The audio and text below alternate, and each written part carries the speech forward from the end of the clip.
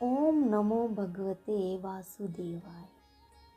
भगवान श्री कृष्ण अर्जुन से बोले कि एक बार नैमिषारण्य में शौनक आदि 88,000 ऋषि एकत्रित हुए। उन्होंने सूत जी से प्रार्थना की, हे सूत जी, कृपा करके एकादशियों का महात्म्य सुनाने की कृपा करें।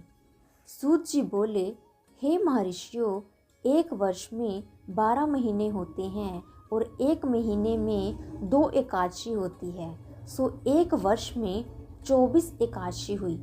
जिस वर्ष में लौंद मास अधिक मास पड़ता है उस वर्ष 2 एकादशी और बढ़ जाती हैं। इस तरह साल में 26 एकादशी होती हैं। एकादशी के महात्म्य का वर्णन। जो पुण्य चंद्र या सूर्य ग्रहण में स्नान या दान से होता है तथा जो पुण्य अन्नदान, जलदान, स्वर्णदान, भूमिदान, गोदान, कन्यादान तथा अश्वमेघादि यज्ञ करने से होता है, जो पुण्य तीर्थ यात्रा तथा कठिन तपस्या करने से होता है, उससे अधिक पुण्य एकादशी व्रत रखने से होता है। एकादशी व्रत रखने से शरीर स्वस्थ रहता है, अंतड़ियों की मैल दूर हो जाती है, हृदय शुद्ध हो जाता है, श्रद्धा भक्ति उत्पन्न हो जाती है। प्रभु को प्रसन्न करने का मुख्य साधन एकादशी का व्रत है।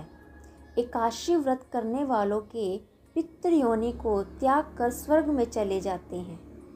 एकादशी व्रत करने वाले के 10 पुरखे पितृपक्ष के और 10 पुरखे मातृ पक्ष के तथा 10 पुरखे पत्नी पक्ष के वैकुंठ को जाते हैं। दूध, पुत्र, धन और कीर्ति को बढ़ाने वाला एकादशी का व्रत, एकादशी का जन्म भगवान के शरीर से हुआ है। यह प्रभु के समान पतित पावनी है, अतः आपको लाखों प्रणाम देगी। एकादशी व्रत की विधि। व्रतधारी को दशमी के दिन मांस और प्याज तथा मसूर की दाल इत्यादि निषेध वस्तुओं का त्याग करना चाहिए। रात्रि को ब्रह्मचर्य रखें, स्त्री से रमण नहीं करना चाहिए। प्रातः एकादशी को लकड़ी का दातुन न करें, नींबू, जामुन या आम के पत्ते लेकर चबा लें और उंगली से कंठ शुद्ध कर लें। वृक्ष से पत्ता तोड़ना भी वर्जित है। स्वयं गिरा हुआ पत्ता लेकर सेवन करें, फिर स्नान कर मंदिर में जाना चाहिए। गीता का पाठ करना या सुनना चाहिए। प्रभु के सामने यह प्रण करना चाहिए कि आज मैं चोर, पाखंडी और दुराचारी मनुष्य से बात नहीं करूँगा और न किसी के दिल को दुखाऊंगा। गौ ब्राह्मण को फलाहार देकर प्रसन्न करूँगा। रात्रि को जागरण कर कीर्तन करूँगा। ओम नमो भगवते वासुदेवाय इस 12 अक्षर के मंत्र का जाप करूँगा। राम, कृष्ण, नारायण इत्यादि विष्णु सहस्त्र नाम को कंठ का भूषण बनाऊंगा। ऐसी प्रतिज्ञा करके मंदिर में प्रार्थना करें कि मेरी लाज आपके हाथ में है, मेरे प्रण को पूरा करना। यदि अचानक भूलकर किसी निंदक से बात कर बैठें तो उसका पाप दूर करने को सूर्य नारायण के दर्शन तथा धूप दीप से भगवान की पूजा कर क्षमा मांग लेनी चाहिए। एकादशी के दिन झाड़ू नहीं देनी चाहिए क्योंकि इससे चींटी आदि जीव मर जाते हैं तथा बाल नहीं कटवाने चाहिए। अधिक नहीं बोलना चाहिए। अन्न का दान देना चाहिए। अन्न दान लेना भी वर्जित है। झूठ, कपट आदि कुकर्म न करने चाहिए और दशमी के साथ मिली हुई एकादशी व्रत वृद्धि मानी जाती है। शिव उपासक तो इसको मान लेते हैं। वैष्णवों को योग्य द्वादशी से मिली हुई एकादशी का व्रत करना चाहिए और त्रयोदशी आने से पूर्व व्रत पूर्ण कर लेना चाहिए। फलाहारी को गोभी, गाजर, शलजम, पालक, कुल्फा का साग इत्यादि नहीं खाना चाहिए और मूली, आम, अंगूर, केला, बादाम, पिस्ता इत्यादि अमृत फलों का सेवन करना चाहिए। प्रत्येक वस्तु प्रभु को भोग लगाकर तथा तुलसी दल छोड़कर खानी चाहिए। द्वादशी के दिन ब्राह्मणों को मिष्ठान और दक्षिण से प्रसन्न कर परिक्रमा ले लेनी चाहिए। किसी संबंधी की मृत्यु हो जाए तो उस दिन एकादशी व्रत रखकर उसका फल उसे संकल्प कर देना चाहिए। और गंगा जी में पुष्प अस्थि प्रवाह करने पर भी एकादशी व्रत रखकर फल प्राणी के निमित्त दे देना चाहिए। प्राणी मात्र को अंतर्यामी का अवतार समझकर किसी से छल कपट न करना, मधुर भाषण करना, कोई अपमान करे तो उसे आशीर्वाद देना, क्रोध नहीं करना। क्रोध चांडाल का अवतार है। आप देवता रूप हो संतोष कर लेना, संतोष का फल सर्वदा मधुर होता है। सत्य भाषण करना, मन में दया रखनी चाहिए। इस विधि से व्रत करने वाला दिव्य फल को प्राप्त करता है। पोष पुत्रदा एकादशी महात्म्य। एक दिन अर्जुन ने पूछा, हे श्री कृष्ण, अब आप पोष माह के व्रत के बारे में समझाइए। उस दिन कौन से देवता का पूजन होता है तथा उसकी विधि क्या है। इस पर श्री कृष्ण बोले, हे अर्जुन, पोष मास की शुक्ल पक्ष की एकादशी का नाम पुत्रदा एकादशी है। इसका पूजन विधि से करना चाहिए। इस व्रत में नारायण भगवान की पूजा करनी चाहिए। संसार में पुत्रदा एकादशी व्रत के समान अन्य दूसरा व्रत नहीं है। इसके पुण्य से मनुष्य तपस्वी, विद्वान और धनवान होता है। इसकी एक कथा इस प्रकार है, उसे ध्यानपूर्वक सुनो। भद्रावती नगरी में सुकेतुमान के नाम का एक राजा राज्य करता था। वह निसंतान था। उसकी स्त्री का नाम शैव्य था। वह सदैव निपुत्री होने के कारण चिंतित रहती थी। उस पुत्रहीन राजा के पितरों रो रो कर पिंड लेते थे कि इसके बाद हमें कौन पिंड देगा।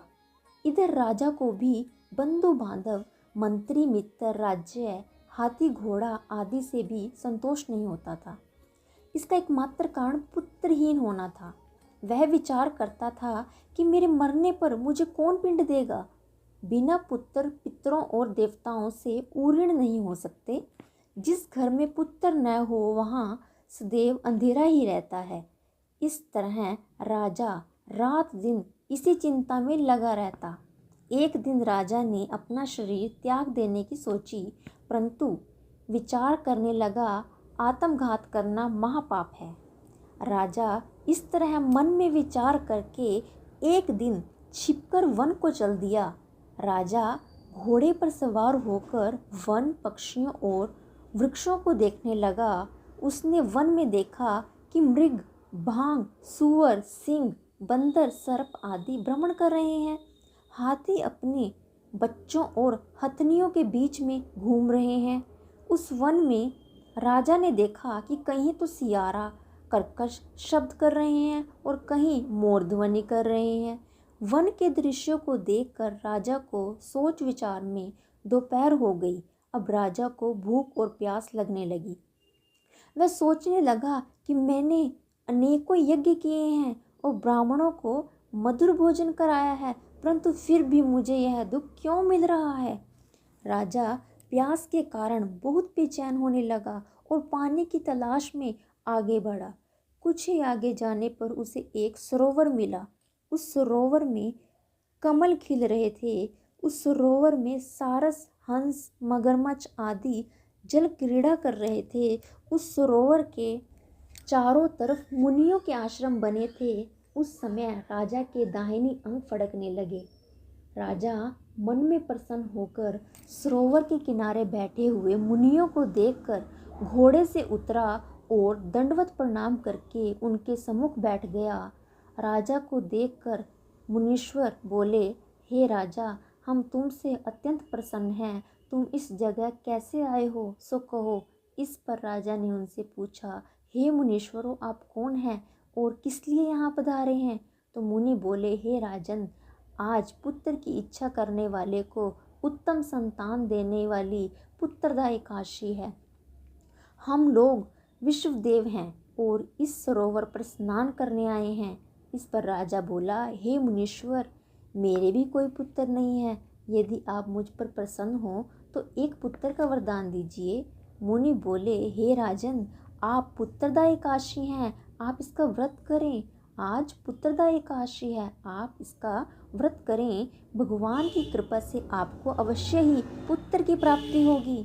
मुनि के विचार के अनुसार, मुनि के वचनों के अनुसार राजा ने उस दिन पारायण किया और मुनियों को प्रणाम करके अपने महल को वापस आया। रात्रि में रानी ने गर्भ को धारण किया और 9 माह के पश्चात उसके उत्तम पुत्र रतन पैदा हुआ। वह राजकुमार बड़ा होने पर अत्यंत वीर, धनवान, यशस्वी और प्रजापालक राजा हुआ। श्री कृष्ण बोले, हे अर्जुन, पुत्र की प्राप्ति के लिए पुत्रदा एकादशी का व्रत करना चाहिए। जो मनुष्य इसका माहात्म्य श्रवण व पठन करते हैं उनको स्वर्ग मिलता है। बोलो श्री विष्णु भगवान की जय।